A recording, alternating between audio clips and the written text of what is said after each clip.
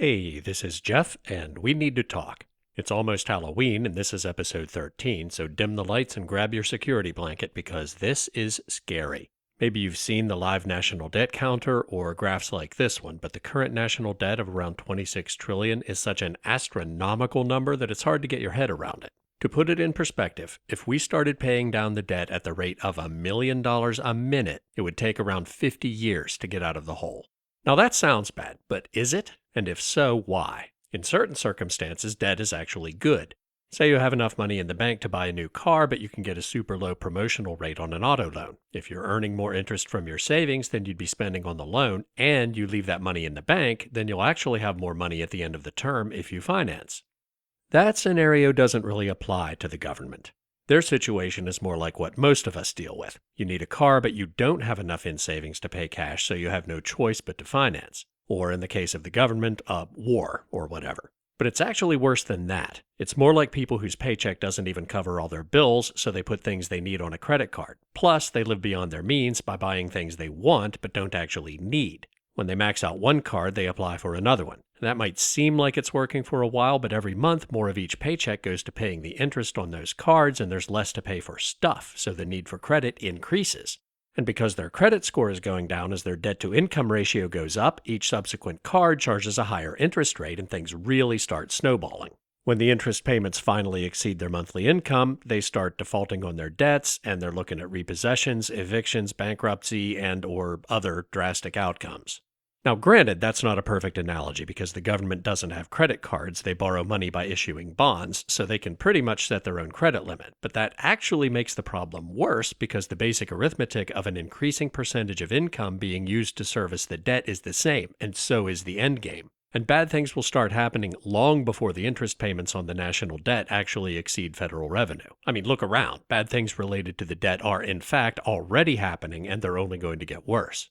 How bad, how quickly? Let's take another look at that graph, which shows the national debt by year since the Great Depression. A lot of people have seen graphs similar to mine, but I've never seen one that adjusted for inflation, which seems like a glaring omission because surely the steepness of the curve is due to the continually declining value of the dollar, right?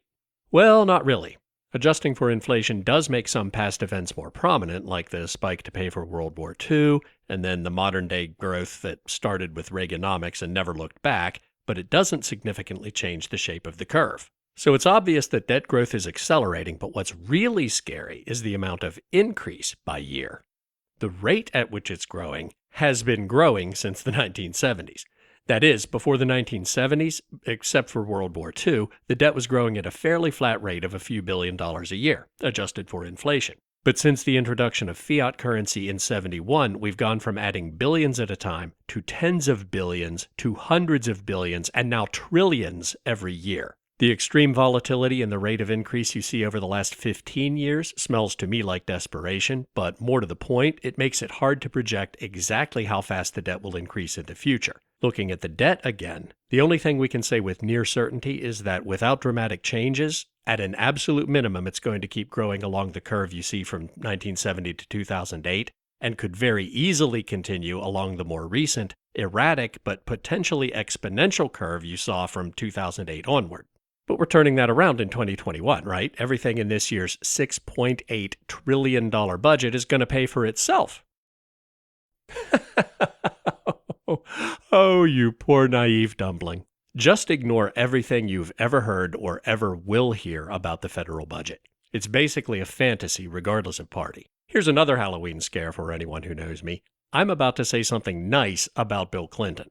Of all the presidents since 1980, he had the lowest annual increase in the national debt, only about $200 billion a year. Compared to the so-called fiscal conservatives on the list, that's about half the rate of Bush 41, a third that of W, way less than Trump, and even slightly lower than Reagan. So I have to give him credit. While that wasn't as good as reducing the national debt, it was certainly better than anyone else on the list. But if you look at the chart, his reported budget deficit on paper was close to zero. So I did another calculation, which I've also never seen anyone else do. For the sake of being family friendly, I call it the malarkey ratio, even though that wasn't my first choice. It's dead simple. It's just the annualized ratio of the actual increase in national debt under each administration to their reported budget deficit. And I kind of assumed that W was so delusional that he'd run away with it, and he is in second place, but Clinton just owned everybody else. Ratio over 5, which means he ran up the debt 5 times faster than his budget said he was going to. So while he was the closest thing we've had to a fiscal conservative in 40 years, he was also the king of malarkey.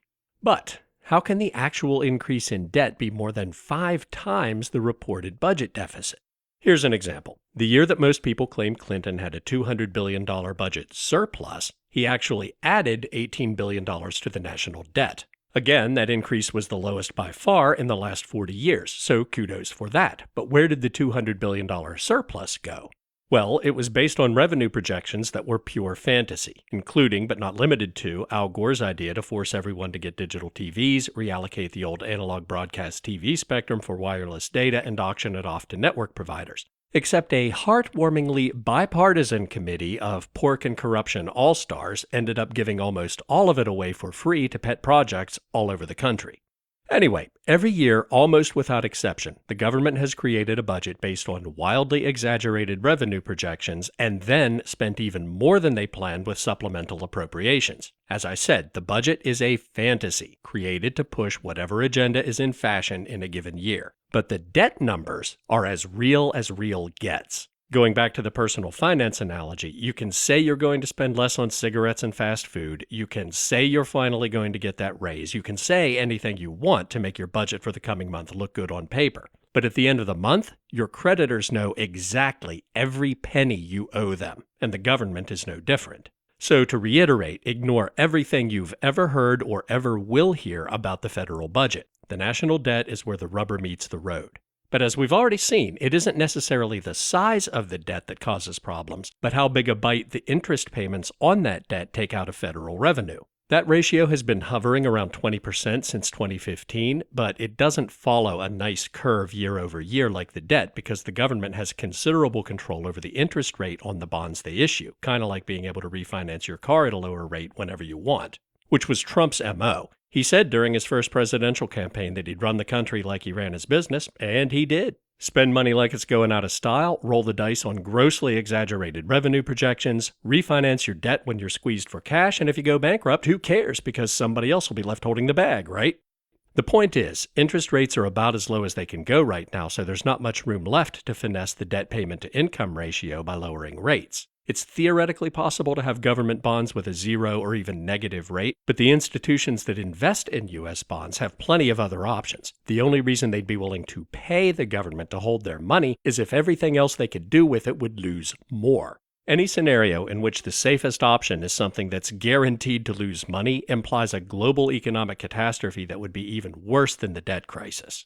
So at any interest rate greater than 0, those payments are inevitably going to start taking a bigger and bigger chunk of federal revenue as the debt increases, and the faster it grows, the faster the ratio will grow. It's tricky to project it into the future, but the best estimates I've seen say that paying the interest on the national debt will consume about half of the total annual federal revenue within the next 30 years. Obviously, when it hits 100, it's game over. But as I said, bad things start happening long before that. Much like individual credit scores, there are companies that rate the risk of virtually every imaginable investment, including government bonds. And like consumer credit rating agencies, those companies are very secretive about their methodology, so it's impossible to say exactly what thresholds have to be exceeded for a country's debt to be downgraded. The U.S. has always had the highest rating possible with all of them, and that rating isn't in imminent danger. However, they haven't hesitated to downgrade the ratings of other developed countries when their debt to GDP and debt to revenue ratios started escalating with no sign of slowing down. Among other things, such a downgrade means countries have to start paying higher interest on their bonds to compensate investors for the higher risk of default. When those rates go up, it significantly shortens the game over timeline. I don't want to embarrass any specific countries, but there are several nations in Europe which, within the last 20 years, would very likely have become failed states if they weren't in the EU with wealthier countries to bail them out. The U.S. doesn't have that kind of backstop. And it's really difficult to say exactly what the ratio would have to be before the government's ability to provide services to the people would be impaired, because the whole reason they're piling on that debt in the first place is to pay for those services. But it would probably be somewhere around the same time our credit starts getting downgraded.